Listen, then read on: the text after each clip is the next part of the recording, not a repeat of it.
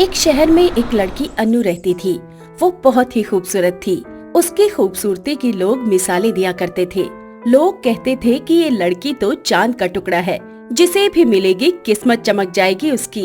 एक दिन की बात है जब अनु बहुत ही ज्यादा सज धज रही थी, जैसे कहीं जाने वाली हो। चेहरे पर अलग ही मुस्कान बता रही थी कि वो बहुत खुश है। कहाँ जा रही हो बेटा? और आज तो काफी खुश भी लग रही हो। क्या बात है? अरे माँ, बस मैं अपनी सहेलियों के साथ घूमने जा रही हूँ। अच्छा ठीक है बेटा, जल्दी जाना और जल्दी आ जाना, नहीं तो तुम्हारे पापा गुस्सा करेंगे। हाँ हाँ माँ, मैं आ जाऊंगी, आप टेंशन मत लो। इतना कहकर अनु चली जाती है। अनु अपने बॉयफ्रेंड राहुल से मिलने जा रही थी। जल्दी जल्दी भागती हुई अनु राहुल के पास जाती है। अरे इतनी देर क्यों लगा दी? मैं कब से तुम्हारा इंतजार कर रहा था। अरे वो मम्मी ना सवाल जवाब करने लग जाती है, इसीलिए थोड़ी देर हो गई। और मुझे कुछ बात भी बतानी थी तुम्हें। क्या कहना है, बोलो। वो मैं बस ये बोल रही थी कि तुम मुझसे कितना प्यार करते हो। ये कैसा फालतू सवाल पूछ रही हो? अरे तुम तो जान हो मेरी, बहुत ज्यादा प्यार करता हूँ मैं तुमसे। तो ठीक है ना, शादी कर लेते हैं। घर वाले बहुत परेशान कर रहे हैं शादी को लेकर। इससे पहले कि मेरी शादी किसी और से करा दे, तुम कर लो। अरे तो तुम टेंशन मत लो, मैं कल ही तुम्हारे घर अपनी मम्मी को लेकर आता हूँ। क्या सच में? तुम आ रहे हो ना? पक्का? हाँ बाबा हाँ, मैं आ रहा हूँ, अभी तुम जाओ। इतना सुनकर अनु बहुत खुश हो जाती है और अपने घर चली जाती है। रात भर वो बस करवट बदल रही थी, उसे नींद ही नहीं आई। सुबह होते ही वो रेडी होने लग जाती है और राहुल का इंतजार कर रही थी। माँ, आपसे मिलने आज कुछ लोग आने वाले हैं। प्लीज आप मेरी एक ख्वाहिश पूरी कर देना माँ, प्लीज। क्या ख्वाहिश बेटा? तू बोल क्या रही है, मुझे साफ साफ बता। माँ, आपको थोड़ी देर में पता लग जाएगा। अनु अभी बोल ही रही थी कि कोई ऊंचे से आवाज देता है। अनु देखो, मैं आ गया मम्मी को लेकर। कहाँ हो तुम? सभी डर जाते हैं। अनु के पापा भागते हुए गेट के पास जाते हैं। क्या बात है? तू है कौन? मेरी बेटी का नाम क्यों ले रहा है? चल भाग यहाँ से। मैं ऐसा ही नाम नहीं ले रहा, हम दोनों एक दूसरे को बहुत पसंद करते हैं और शादी भी करना चाहते हैं। मेरी बेटी शादी और तुमसे? कहाँ से आ गया रे सुबह सुबह गांजा फूंक कर पागल लड़के? मेरी बच्ची ऐसा नहीं कर सकती। अंकल आप एक बार अन्नू को बुला दो, मैं चला जाऊंगा। ठीक है, तू रुक। अन्नू, अरे ओ अन्नू, कहाँ है? इधर आ तो जल्दी से। पापा की आवाज सुनते ही अनु सामने आ जाती है और अन्नू को पता ही था कि अब क्या होने वाला है। जैसे तैसे हिम्मत लाकर अनु जवाब देती है। हाँ पापा। बेटा तू इस लड़के को जानती है? ये कह रहा है तुम इससे शादी करना चाहती हो, क्या ये सच है? हाँ पापा, हम दोनों एक दूसरे के बिना नहीं रह सकते। ये नहीं तो कोई नहीं, मुझे सिर्फ इससे ही शादी करनी है। क्या क्या बोला तुमने? तुम्हें जरा भी डर नहीं है? ये सब करती हो बाहर जाकर तुम?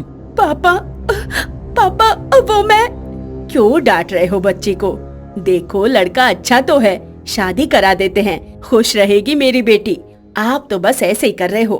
काफी मनाने के बाद जब सब बोलते हैं कि शादी करा दो, तो अनु के पापा मान जाते हैं और खुशी खुशी अनु की शादी कराने का फैसला देते हैं। कुछ दिन बाद राहुल बैंड बाजे के साथ अनु को शादी करने लेने आता है और अनु के माँ बाप भी उसे खुशी खुशी विदा कर देते हैं।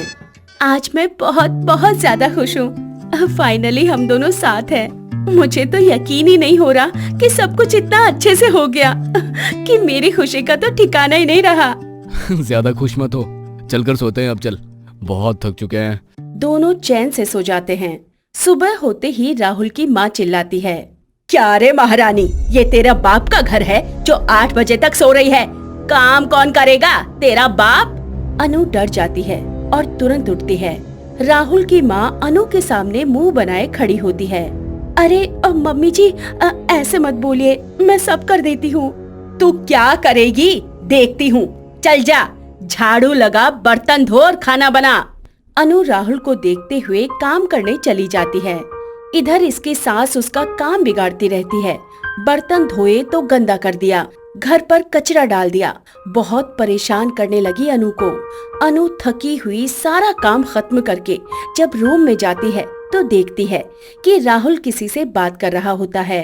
अनु को देखते ही राहुल डर से फोन रख देता है। किससे बात कर रहे हो तुम? अरे कोई नहीं, वो ऑफिस से कॉल आया था। अच्छा, आपको मुझ पर तरस नहीं आता है क्या? मतलब मैं दिन भर थकी रहती हूँ और आप हो कि प्यार से बात भी नहीं कर रहे। इसमें थकी क्या हो? हाँ, इतना तो सब करते हैं। ज्यादा फूल कुमारी बनने की जरूरत नहीं है। जो मम्मी कहती है चुपचाप करो। आप ऐसे क्यों बात कर रहे हैं? आप ऐसे तो नहीं थे। मुझे परेशान मत करो, अभी सोना है, मुझे सोने दो। ऐसे ही रोज का हो गया। अनु रोज नौकरों की तरह काम करती थी और कोने में पड़ी रहती। एक दिन तंग आकर अनु राहुल से बोली, मुझे नहीं रहना इस घर में, मुझे लेकर चलो राहुल, यहाँ तो कोई इज्जत ही नहीं है मेरी। दिन रात बस नौकरों की तरह काम करते रहो। ज्यादा बकवास की तो थप्पड़ रख दूंगा, यहीं रहे चुपचाप से। अनु इतना सुनकर रोते हुए सो जाती है। अगले दिन सुबह देखती है कि राहुल किसी लड़की को घर लेकर आया है और उसके साथ बैठकर बात कर रहा है। माँ जी, देखिए ना, राहुल किसी और को लेकर आ गया है। सही तो कर रहा है, कौन रहेगा तेरी जैसी के साथ? माँ बाप ने एक फूटी कौड़ी तक नहीं दी। इससे अच्छा तो मेरा बेटा दूसरी शादी कर ले।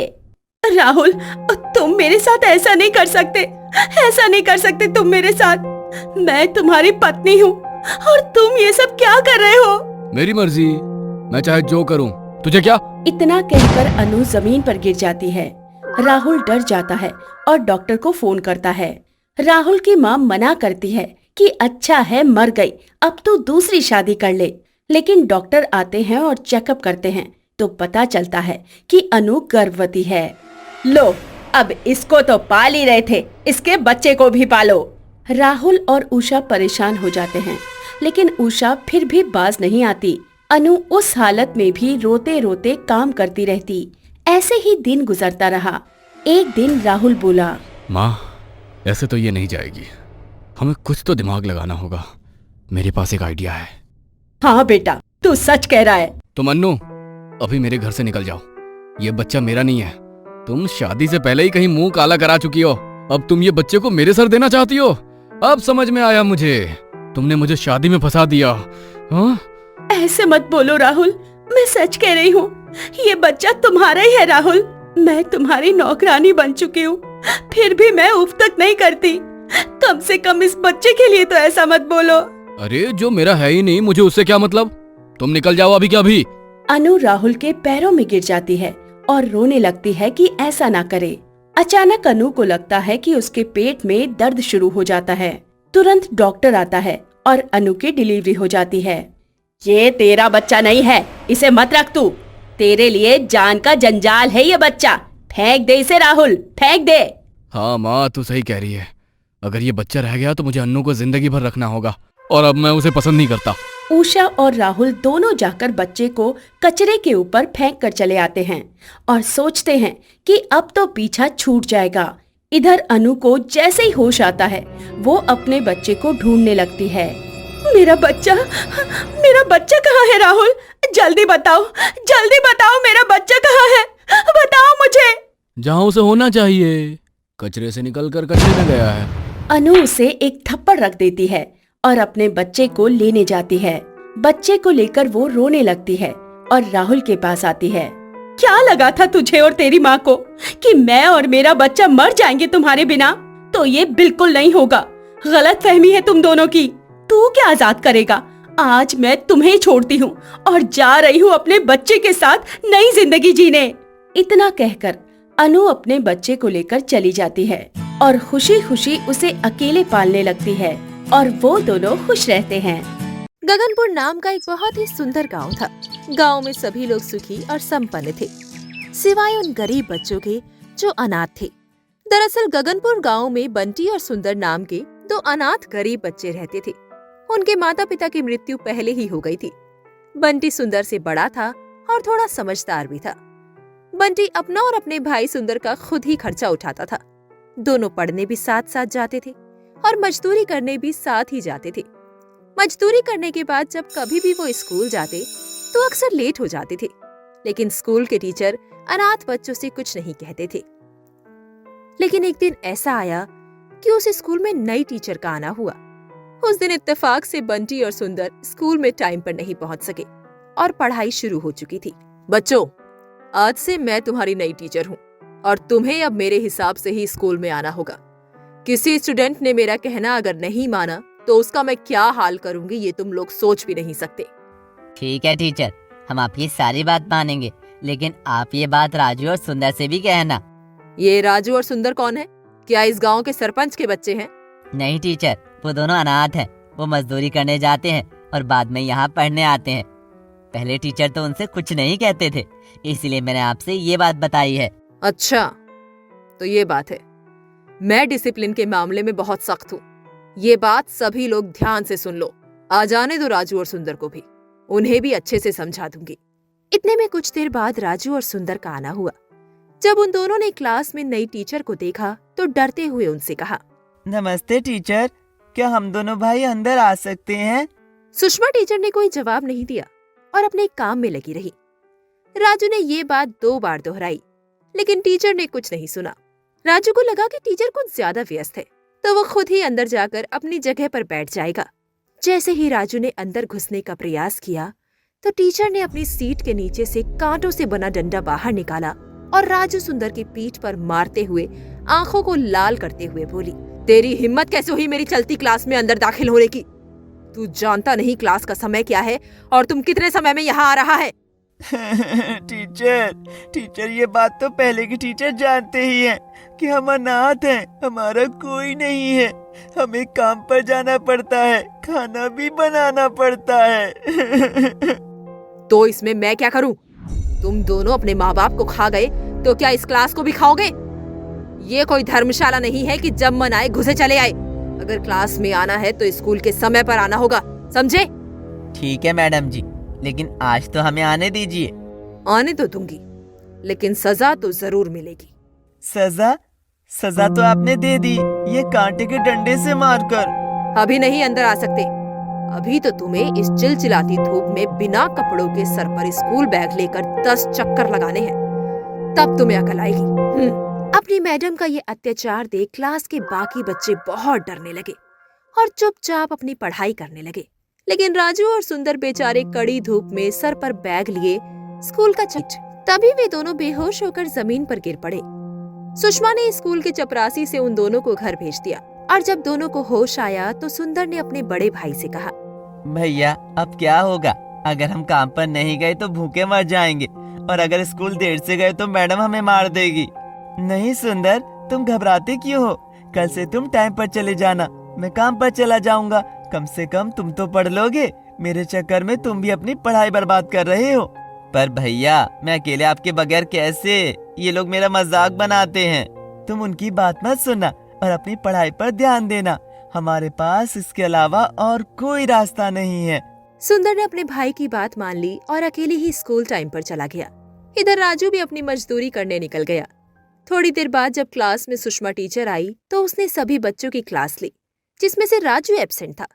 तो सुषमा ने सुंदर से पूछा, क्यों सुंदर, तुम्हारा भाई कहाँ है? कल की सजा कम पड़ गई जो आज उसने फिर से लेट आने का फैसला किया है। नहीं मैडम, भैया आज नहीं आएंगे। नहीं आएंगे से क्या मतलब है? ये कोई तुम्हारा घर है कि जब मन होगा तब आओगे और जब मन नहीं होगा तब नहीं आओगे? मुझे अपनी क्लास में एक भी बच्चा अनुपस्थित नहीं चाहिए, समझे? इतने में क्लास के कुछ और अध्यापक आ गए। उन्होंने सुषमा से पूछा, सुषमा मैडम, मैं ये क्या सुन रहा हूँ? आपने राजू और सुंदर को कल बहुत सजा दी। आपको किसी ने भी ये नहीं बताया कि वो बेचारे अनाथ हैं? देखिए सर, मैं जहाँ भी बच्चों को पढ़ाने गई हूँ वहाँ मैंने ऐसे ही पढ़ाया है। मेरी क्लास में घर द्वार सब पीछे छूट जाता है, केवल विद्यार्थी ही क्लास में रहता है। पहले ये दोनों कैसे स्कूल आते थे इससे मुझे मतलब नहीं, लेकिन अब ये स्कूल मेरे हिसाब से चलेगा, क्योंकि इस स्कूल को गवर्नमेंट ने मेरे अंडर सौंपा है। इसलिए आप इस मामले में ना बोले तो अच्छा है। बाकी के टीचर भी मजबूर थे, क्योंकि सुषमा को सरकार की तरफ से स्कूल में भेजा गया था बच्चों का भविष्य बनाने के लिए, लेकिन सुषमा उन बच्चों को सजा के अलावा कुछ नहीं दे रही थी।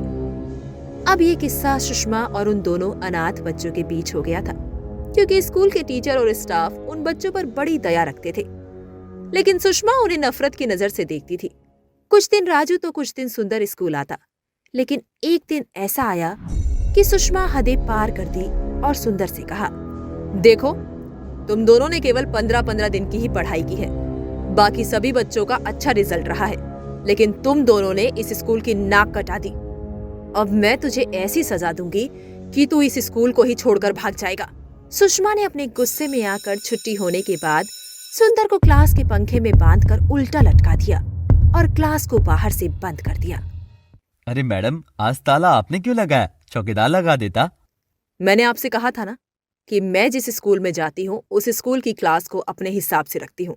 मैंने अपनी क्लास को अच्छे से बना दिया है, इसलिए कोई इसे खराब ना करे, इसलिए खुद ताला लगाया है। अच्छी बात है, लेकिन बच्चे सब निकल गए ना? कोई रह तो नहीं गया, खासकर सुंदर और राजू? आप लोगों ने उन दोनों अनाथ को इतना सर पर क्यों चढ़ा दिया है? उसके अलावा और भी बच्चे हैं, उनका भी जिक्र किया करो। और आपको बता दूं, सारे बच्चे जा चुके हैं, मैंने खुद देखा है, ठीक है। ये कहकर सुषमा चाबी अपने साथ लेकर चली गई। अंदर बेचारा सुंदर पंखे से लटक रहा था। वो चीख भी नहीं सकता था क्योंकि उसके मुंह पर कपड़ा बांध दिया गया था।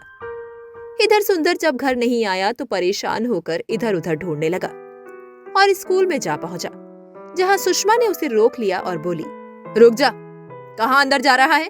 तुझे पता नहीं कि स्कूल की छुट्टी हो गई है और स्कूल बंद हो गया है?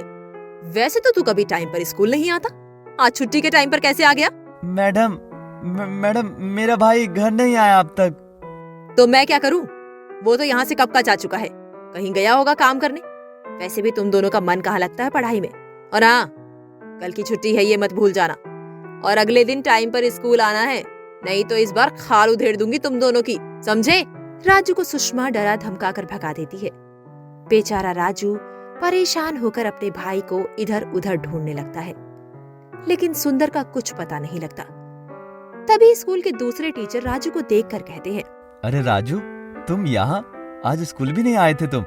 हाँ सर, लेकिन मेरा भाई सुंदर आया था, जो अभी तक घर नहीं आया है, पता नहीं कहाँ है वो। लेकिन बेटे, स्कूल की छुट्टी तो कब की हो गई है, शायद वो कहीं निकल गया होगा। तुम परेशान मत हो, जाओ घर चले जाओ, वो आ जाएगा। राजू मायूस होकर घर आ जाता है और अपने भाई की राह देखने लगा, लेकिन दोपहर से शाम हुई, सुंदर घर नहीं आया। इधर सुषमा टीचर किसी काम से अपने बच्चे के साथ जा रही थी, तो राजू की नजर उन पर पड़ी और उनके पास जाकर बोला, टीचर जी, मेरा भाई अब तक नहीं आया है, कहीं ऐसा तो नहीं आपने उसे कोई सजा दी हो और वो उसी सजा को झेल रहा हो, आप भूल गई हो? तेरा दिमाग तो सही है ना? मैंने जब कह दिया कि तुम्हारा भाई स्कूल से चला गया था, फिर क्यों नहीं इस बात को मान रहे हो और मुझे क्यों परेशान कर रहे हो? देखते नहीं, मैं अपनी बेटी को उसके जन्मदिन का तोहफा दिलाने जा रही हूँ। मैडम जी, भगवान के लिए मेरी हेल्प कीजिए ना। मुझे नहीं पता, हट जा मेरे रास्ते से, समझा? ये कहकर सुषमा चली गई। थोड़ी दूर जाने के बाद अचानक से सुषमा की बेटी बेहोश हो गई और सड़क पर गिर पड़ी। लोगों की भीड़ लग गई। मेरी मदद करो, मेरी बेटी को ना जाने क्या हो गया है, वो बेहोश हो गई है और उसके मुंह से खून भी आ रहा है, उसे हॉस्पिटल तक ले चलो। सुषमा की बात किसी ने सुनी, तब राजू डॉक्टर को ले आया और डॉक्टर ने उनकी बेटी को अस्पताल पहुंचाया, जहां पर डॉक्टर ने सुषमा से कहा, देखिए, अगर राजू आज मुझे आपके पास नहीं लाया होता तो आपकी बेटी का बचना मुश्किल था, क्योंकि इसके शरीर में बड़ी बीमारी ने घर कर लिया है। शुक्र मनाइए, आज इस अनाथ ने आपकी गोद सूनी होने से बचा ली। इसीलिए राजू और सुंदर इस गांव के प्यारे बच्चे हैं, जिन्हें हर कोई चाहता है। सुषमा को अब समझ आ गया था कि राजू की तारीफ और फिक्र लोग क्यों करते थे, क्योंकि राजू अपने से ज्यादा लोगों की मदद करने सबसे पहले आता था। सुषमा ने राजू को गले लगाया और कहा, मुझे माफ कर दो राजू बेटे, मैंने तुम्हारे भाई को बहुत बड़ी सजा दी है और उसे स्कूल में बंद कर दिया है। भगवान के लिए मैडम, मेरे भाई को छोड़ दीजिए, हम समय पर स्कूल आ जाएंगे अब। सुषमा राजू को लेकर स्कूल आई और ताला खोला तो देखा सुंदर रो रहा था और पंखे से बंधा था। उसे मैडम ने उतारा और माफी मांगी। सुषमा की इस हरकत से पूरे गांव को क्रोध आया, लेकिन राजू ने हाथ जोड़कर कहा, मैडम जी, आपने मेरे भाई को ऐसी सजा दी जो आज तक किसी ने नहीं दी होगी। कहते हैं अनाथ का साथ सब देते हैं, लेकिन आपने तो मेरे ही भाई को मुझसे दूर करने की कोशिश की। अगर हम इतने बुरे हैं तो हम अब कभी स्कूल नहीं आएंगे। नहीं बेटे, बुरे तुम नहीं, बुरी तो मैं हूँ जो तुम्हें ना समझ सकी। मुझे माफ कर दो और आज मैं तुम्हें पूरे गांव के सामने वचन देती हूँ कि तुम अनाथ नहीं हो। अब मैं तुम्हारी माँ हूँ। अब वो अत्याचारी टीचर मर चुकी है, अब तुम्हारे सामने तुम्हारी ये माँ खड़ी है, चाहो तो अपना लो या छोड़कर चले जाओ। सुषमा ने अपनी बाहों को फैला दिया। तभी राजू और सुंदर सुषमा से लिपटकर खूब रोए और माँ कहकर सुषमा को बुलाने लगे। ये नजारा देख सभी गांव के लोगों की आंख में आंसू आ गए थे। राजू और सुंदर ने आज अपने नाम के पीछे से अनाथ शब्द को हटा दिया था और जो कल तक अत्याचारी टीचर के नाम से प्रसिद्ध थी, उसके दिल में भी राजू और सुंदर ने ममता का सागर जगा दिया था। समाप्त।